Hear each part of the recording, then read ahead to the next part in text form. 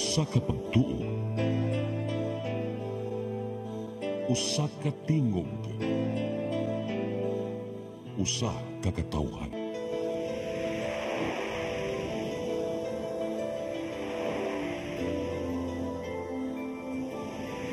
Cebu Catholic Television Network.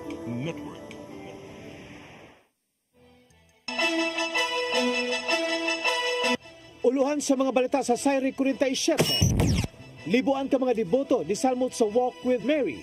Gihulagway sa kapulisan nga hapsay ug malampuson. Kapitulyo, dili obligadong muhatag og hinabang sa Sinulog Foundation Incorporated. Presidente Bongbong Marcos Jr. nagpabiling supak sa impeachment case batok ni Vice Presidente Sara Duterte. Duha ka managsuong minor de edad mireklamo giabuso sa ilang step-lolo sa dakbayan sa Lapu-Lapu. Sugbo, Kabisayan ug Mindanao, Pilipinas ug katawhan kutos maabot sa tong Sibya sa tibuok kalibutan mayong hapon. Live kita karon sa CCTN Channel 47 ug kini ang tulumanon sa nag-unang kasayuran nga angay natong masayran. Sa nga ni Attorney Danica Caballes, ako si Dennis Tabar ug kini ang Sayri 47.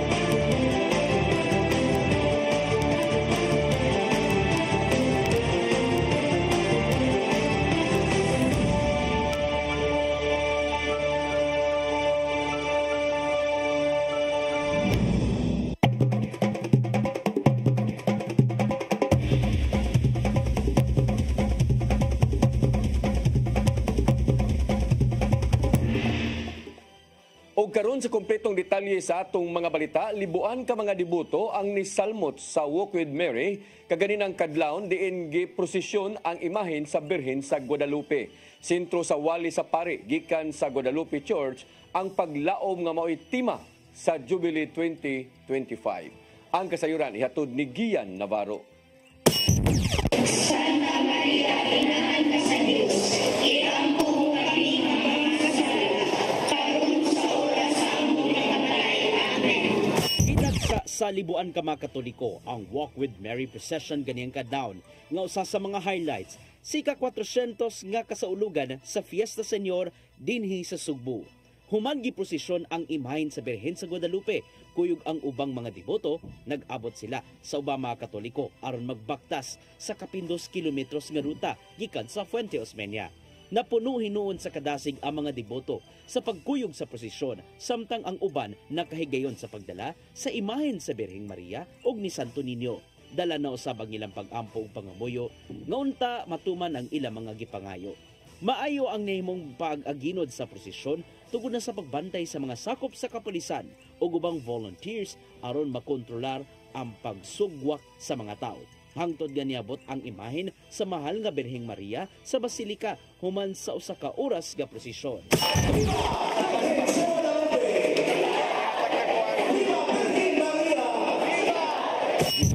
Dayon sa Santos nga misa diin gipanguluhan kini ni Father Eligio Suico sa Guadalupe Church. Sa iyang wali, gipasalamatan niya ang mga idarang deboto nginipaambit sa ilang kasinatian sa milagrong nadawat gikan sa kaitasan. Kini aron himong sumbanan sa paglaom ngadto sa tanan. Unsa dako itampo sa pagtuo sa Senyor sa Pilipinas dinhi sa Sugbo. Tanaw lang niyo. Kamu nga anak makananayan sa devotion o makananayan sa pagtuo sa Batang Jesus. Hangtod karon kini panglataw sa dulingon mga batan-on nga gihapon. Paglaom ang tema sa wali ni Father Suico, mong gipahinumduman niya ang tanang mga Katoliko nga magmalaumon gid kanunay. Kinibisan pa man sa mga hagit nga giatubang sa kinabuhi. Sa ato na yung pag-ibiso, hindi mga lakas ang mga kaliyangan na ato na sinati. Ano lagi usuko niya na ato madawat kaya lagi anang sinusuko ninyo ubang ang kanato sa tanunay. Hanggang tapos ang misa, pinagi sa send-off sa duha ka mga imahen alang sa traslasyon paingon sa Mandaue City.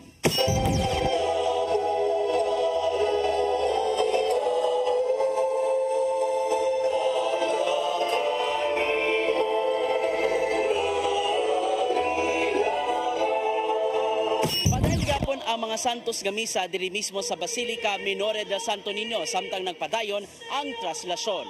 Apan sa kinatibukan, mipahinumdom ang kaparian sa Basilica ngadto sa katawhan nga di gyud magpakawala sa paglaom pinagi sa kanuneng pagsangpit ni Senyor Santo Niño. Gian Navarro, CCTN News. Gihulagway sa kapulisan sa Dakbayan sa Sugbo nga hapsay og malinawon ang Walk with Mary nga way natala nga mga insidente og problema sa paghatag sa seguridad. Moabot sa 300,000 ka mga deboto ang nisalmot sa maong prosesyon. Ang kasayuran ihatod ni Arnold Bustamante.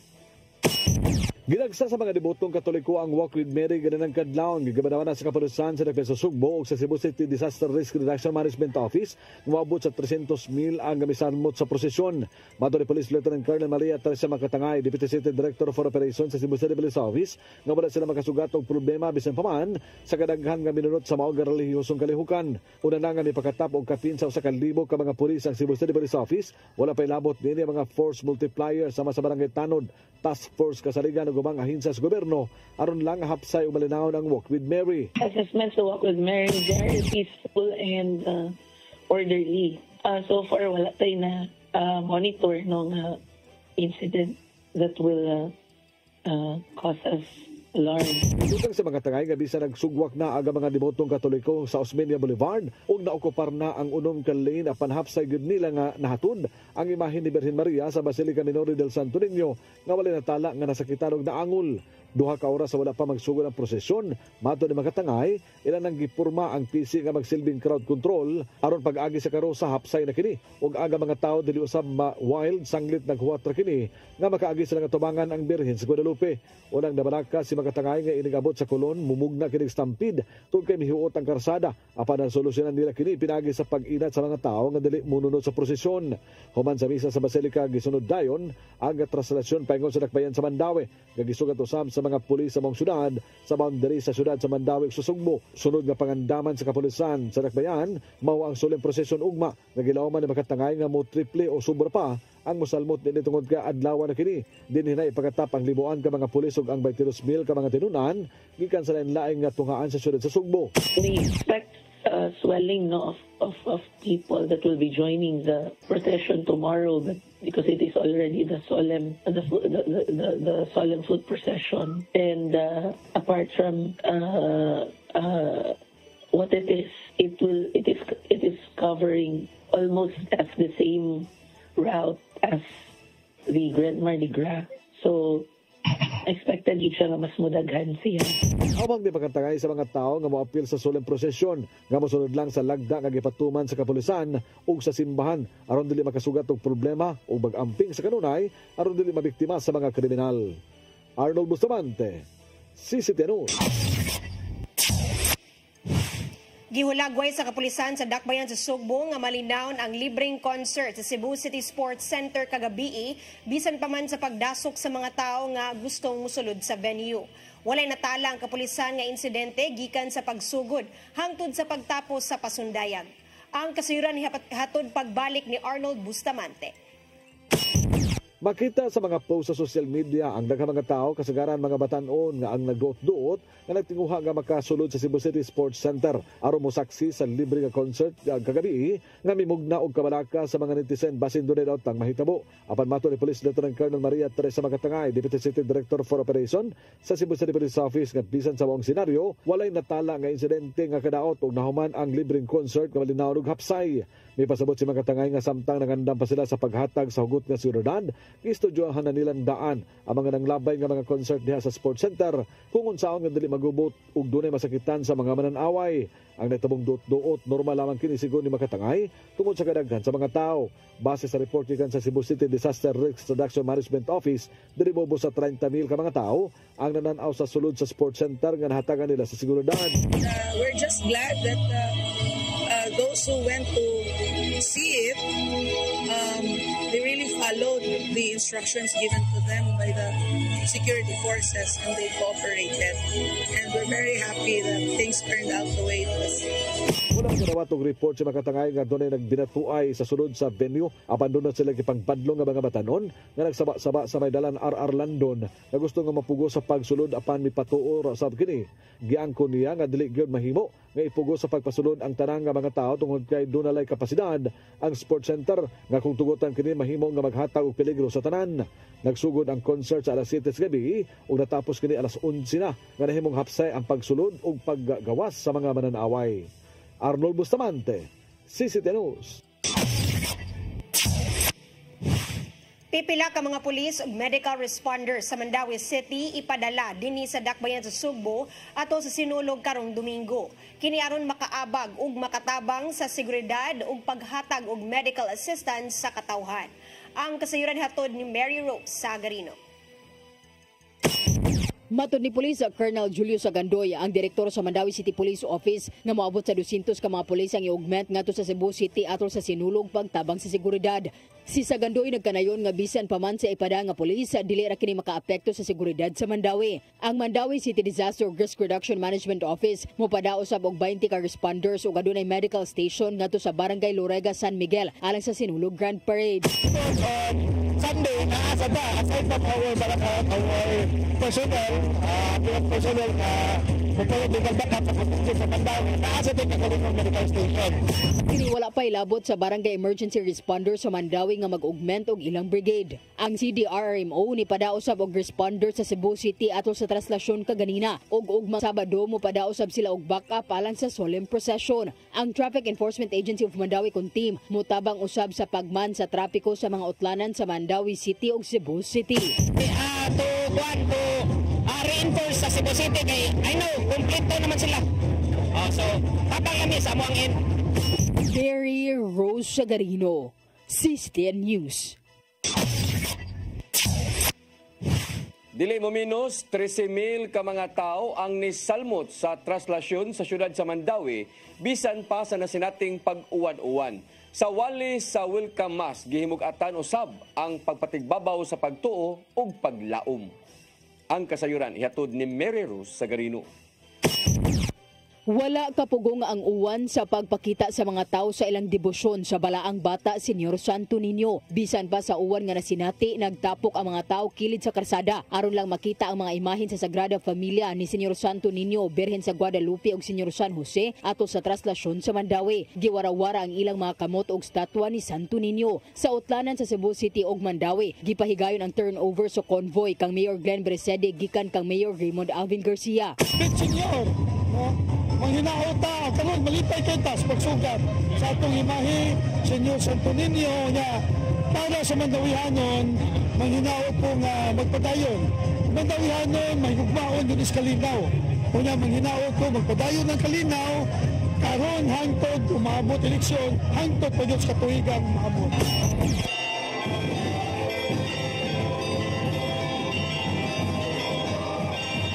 Pag-abot sa National Shrine of St. Joseph sa Barangay Sentro, mainiton usab nga gihangup ang Sagrada Familia. Sa dato sa Mandawi City Police Office, moabot sa 17,000 ka mga tao ang nisalmot sa traslasyon. 14,000 niini ang nagatang sa mga karsada, samtang laing 3,000 ka mga deboto ang nagtapok sud o gawas sa simbahan. Ang welcome mass gipreside ni Most Reverend Ryan Jimenez, Archbishop sa Guam, kuyog ni Auxiliary Bishop Medefel Billones isip homilist. Sa humiliya ni Bishop Billones, matod niini nga sama sa tema sa kapistahan Santo Niño Hope of the Pilgrim Church nga dili usab mawadan og paglaom og pagtuo ang mga tawo bisan unsa pa man ang kalisod nga giagian.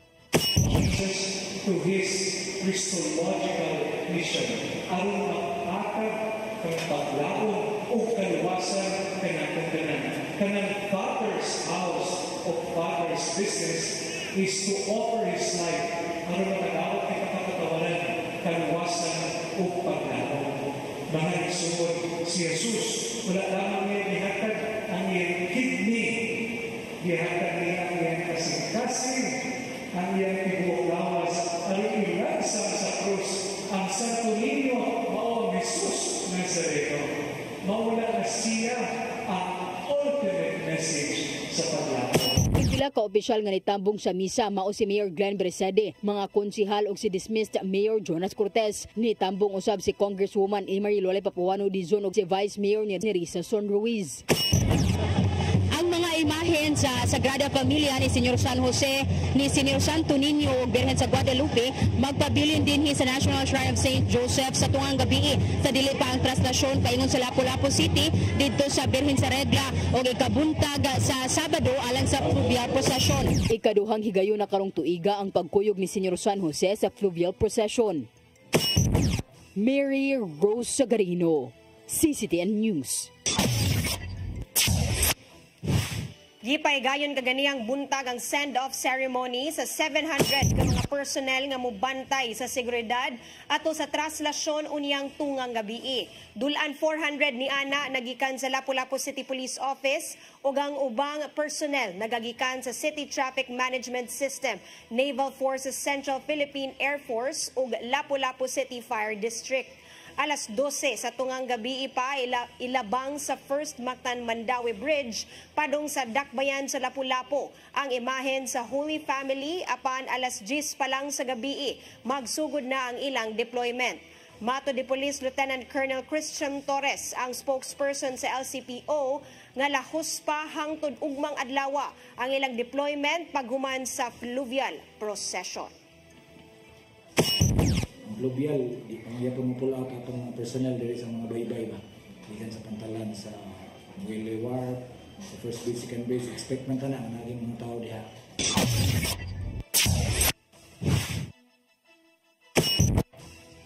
Mosunod, Kapitolyo, dili obligadong muhatag og hinabang sa Sinulog Foundation Incorporated.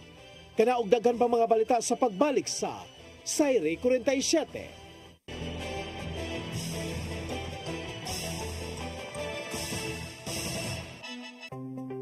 Discover the beauty of the Philippines.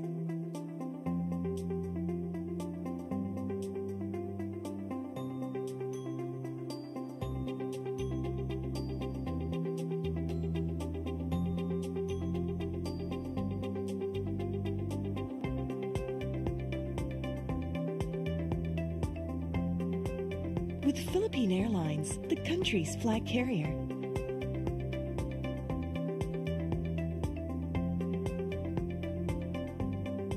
The airline that lets you feel the warmth of the nation.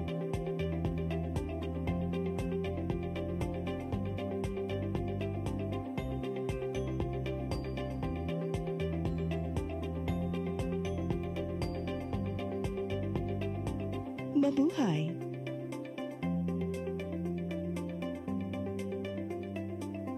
Speed powder comes in different variants, each with their own unique fragrance that gives long-lasting, clean, and fresh scent to your clothes, has microscopic speckles that helps penetrate the dirt, and contains additional whitening agents to achieve a brighter, clean clothes. Speed powder, Bilis Laba, Bilis Linis, a product of Well-Made Manufacturing Corporation. Welcome to CCLEX, the future of toll bridges, where safety, convenience, and cutting-edge technology come together seamlessly.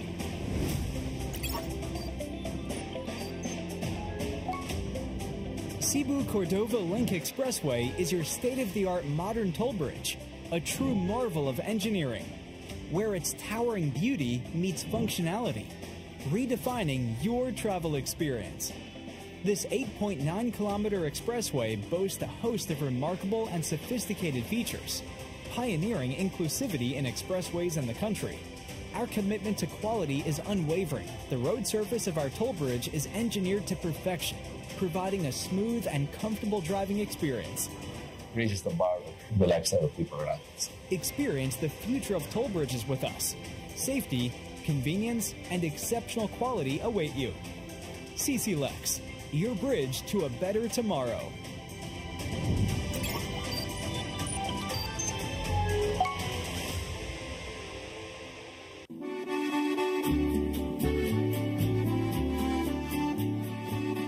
If you love the beautiful Italian furniture you are surrounded when you travel in Italy or anywhere in Europe, now you can find already in the Philippines with our different branches in Luzon, Visayas, and Mindanao from the multi-awarded Italian export furniture manufacturer based in Cebu. You can visit our showrooms in SM Limery, SM Lipa Batangas, Kingpo Boulevard, Davao City, SM Mind Pro, Zamboanga, SM Seaside Cebu, Linkitcay, Cagayan de Oro, North Reclamation Cebu, Banilad Cebu, and other showrooms nationwide. You can have the best Italian quality designs and finishing of your dreams. Giardini del Sole. You will forget the price, but our quality will stay with you forever. Our Cebu Banilad showroom is located at Governor Cuenco Avenue, Barangay Gasambagan, Cebu City. SM Seaside Showroom, 2nd floor, City Wings, SM Seaside, Cebu City. Visit our Facebook and Instagram pages for more information or visit our website at www.giardinifurniture.com. Giardini del Sole.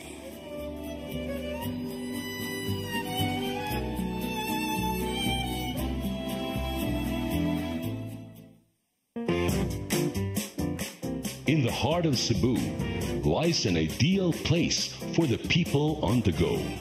Uncle Tom's Cabin Hotel gives guests a convenience of quick and easy access to Cebu's business centers. Offers spacious rooms furnished with all the modern-day amenities. Uncle Tom's Cabin Hotel, located at MP Yap Street, Barangay Capital Site, Cebu City. For reservations, call 032-888-8667. On behalf of Fairchild Cooperative, I would like to thank all the members who have been with us all these years and who continue to support and patronize our services. At this time, I would also like to invite new members who will be part of our growth and push forward for a bigger cooperative movement, not just in Region 7, but the entire country of the Philippines.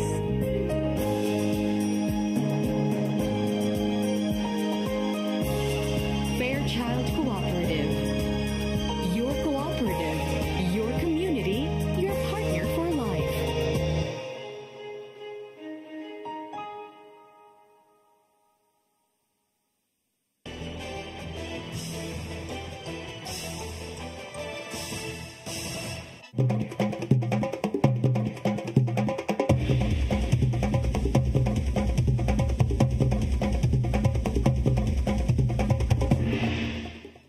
Balik sa ato mga balita, Cebu City Mayor Raymond Alvin Garcia mitataw nga dili obligado muhatag ang Cebu Provincial Government og hinabang ngadto sa Sinulog Foundation Incorporated.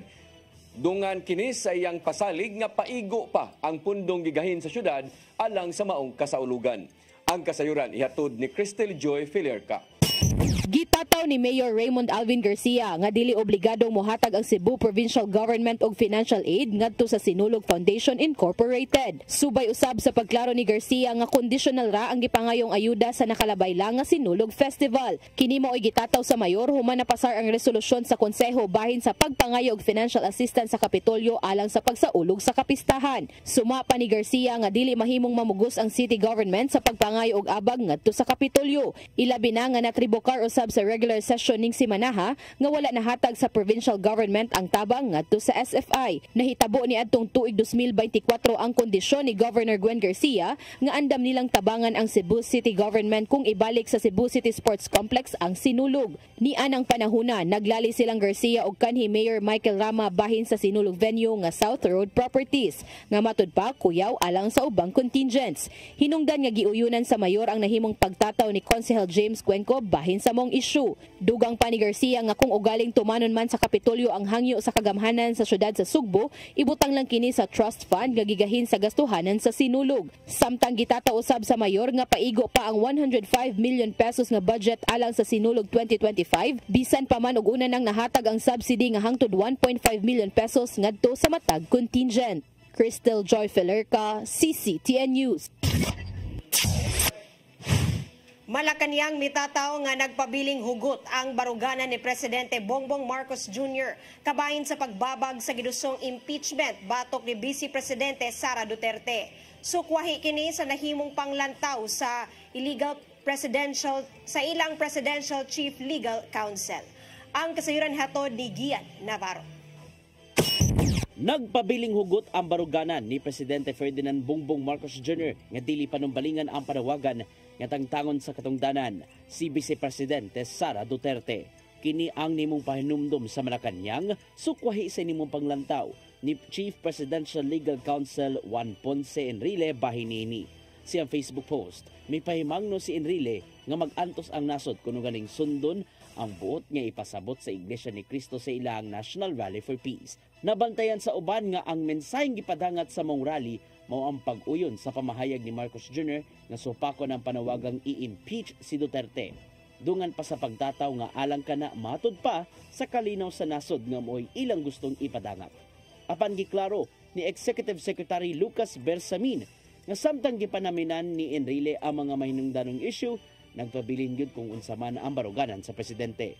Dugang pa ni Bersamin nga dunay mga higayong managlahi ang hunahuna ni Marcos Jr. sa mga nahunahunaan sa mga sakop sa gabinete kung hisgutan ang mga isyong pamulitika ug uban pa. Kiniusap ang unang higayong nakapadangat ang Chief Legal Counsel sa presidente nga sukwahay sinimong panglantaw sa mismong Chief Executive.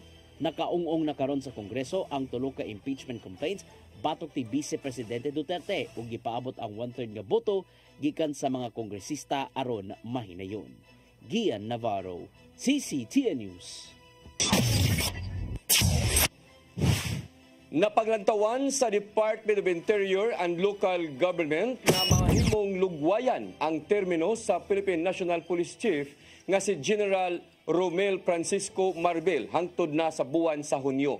Sumapa ni DILG Secretary John Vic Rimulya nga dili kini epektibo kung pulihan dayon si Marbel human sa gipatumang nilahugay sa tanan nga mga dagkong opisyal ning bag-uhay lang. Mayroon duman nga gipatuman ang reshuffling sa tanan nga mga police chief isip pagpangandam sa umabot nga eleksyon. Dugang pa nga usalang kini katimailhan nga si Presidente Bongbong Marcos Jr. mismo ang mag-igo kung kinsaman ang muhulip sa katungdanan ni Marbel. Gilauman nga moritero si Marbel sunod buwan sa higayon nga moabot na ang iyang retirement age sa 56. Gikatakdang ibalik ang upat ka mga panels ngadto sa Nuestra Señora de Patrocinio Church sa lungsod sa Buluon karong Marso. Kini ang gikumpirma ni Gobernador Gwendolyn Garcia human siya giingnan sa mga sakop sa National Museum of the Philippines. Ning semanaha, giandam nilang Gobernador Garcia ang kasong ipasaka batok kang NMP Director General Jeremy Barnes. Tungod kini sa giingong wala pagsanong sa hangyo nga iuli dayon ang upat ka mga pulpit panel sa Buluon Church. Gikabalakan usab nilang Garcia ang pag-restore sa pulpit panels tungod kay posibleng dili mapareha sa orihinal niyang dagway sa wala pagikawat kaniadto.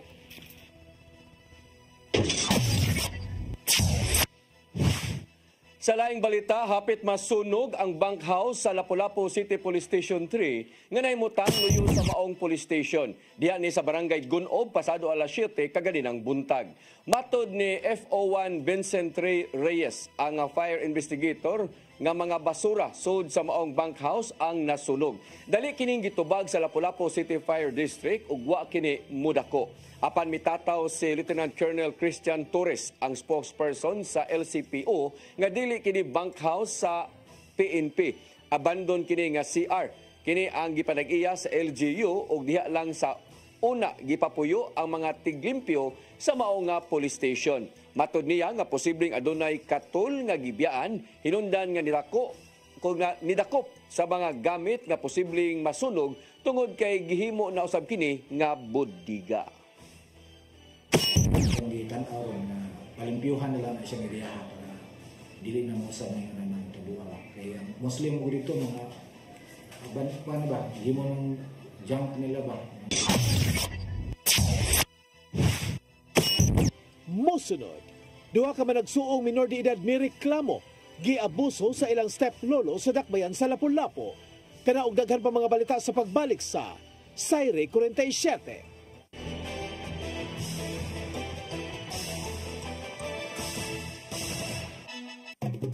The The CCTN Sinulog 2025 live coverage is brought to you by CCLEX, Giardini del Sole, Grab, Move It, FiberNet Broadband Incorporated, Wellmade Manufacturing Corporation, Ozone Med Wellness Clinic Incorporated, Uncle Tom's Cabin Hotel, Sixto and Bening Meat Store, Fairchild Cebu Community Multipurpose Cooperative, Light Shipping Corporation, Stitches and Wear Industries, Chilen's Chicharon, Porcelana Beauty Products, Lourdes Food Products and Catering Services, Raj Laurente Construction and Development Corporation Philippines, Oasis Cash Express Lending Corporation, Form and Function Corrective Chiropractic Clinic, Phil Products Dumaguete, Phil Products Calbayog, Phil Products Ozamis, Phil Products Butuan,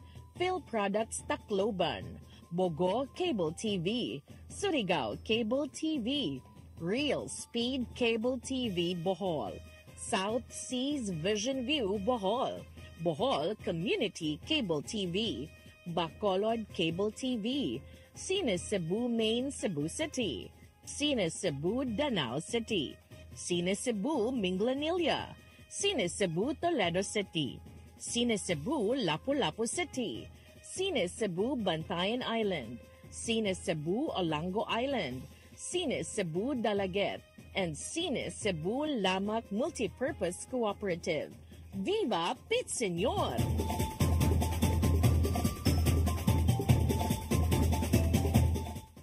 Speed powder comes in different variants, each with their own unique fragrance that gives long-lasting, clean and fresh scent to your clothes, has microscopic speckles that helps penetrate the dirt, and contains additional whitening agents to achieve a brighter, clean clothes. Speed powder, Bilis Laba, Bilis Linis, a product of Well-Made Manufacturing Corporation.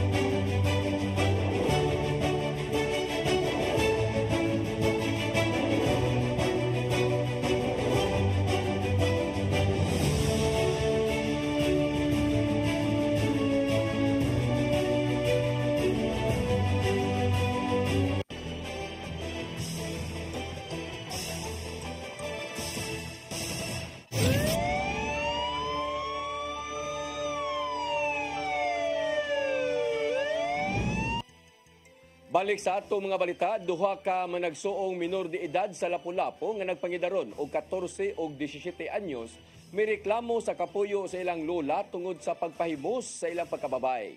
Gibutyag sa mga biktima nga sud na sa pipila ka tuig nga sila gihilabtan sa kapuyo sa ilang apuhan.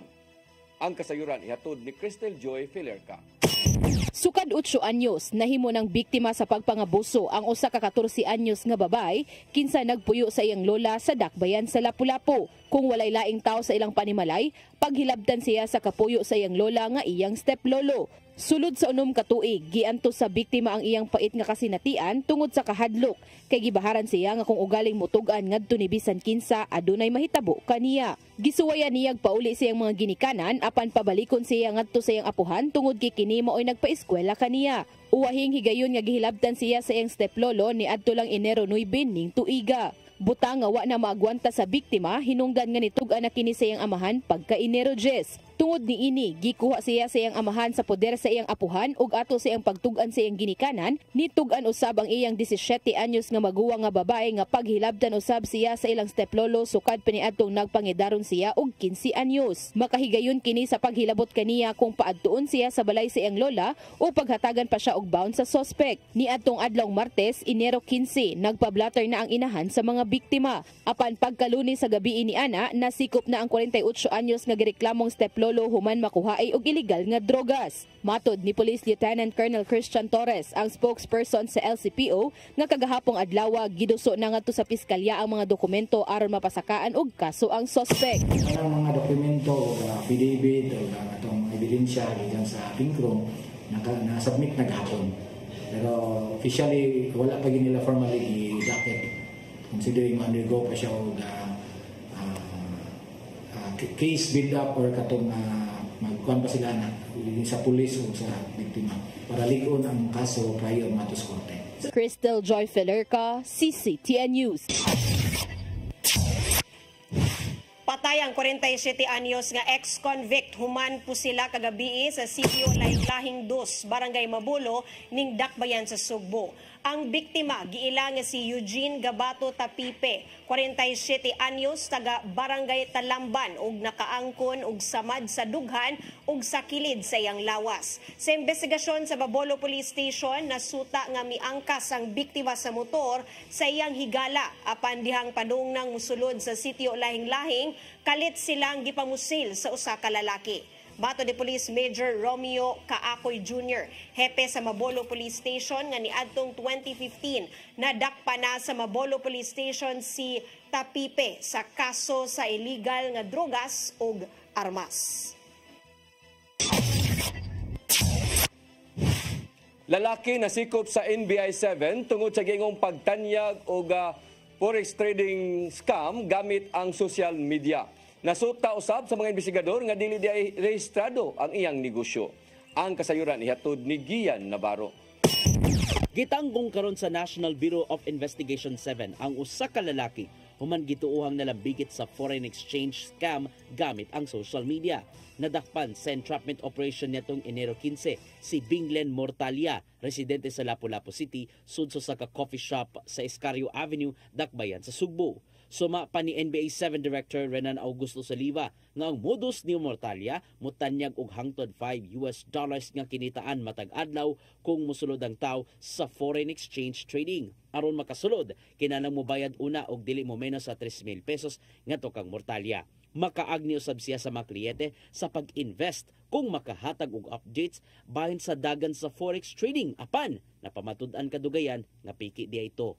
If you can invest $50, you would get higher return because you will be enrolled in allegedly in a website that would get you that much profit.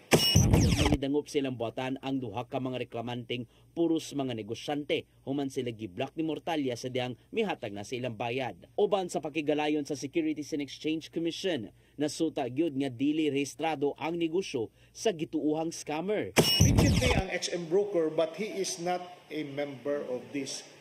He made it appear na member siya, screenshot ron niya, ipakita niya sa iyang mga investors na tanawa ang kwarta o mauni sa usa ka kliyente mauni. Nag-atubang si Mortalia og kasong kalapasan sa Anti-Cybercrime Law, Securities Regulations Code ug Revised Penal Code. Gi makakinuon sa dinakpan among pasangil kay matud pa biktima ra sab siya.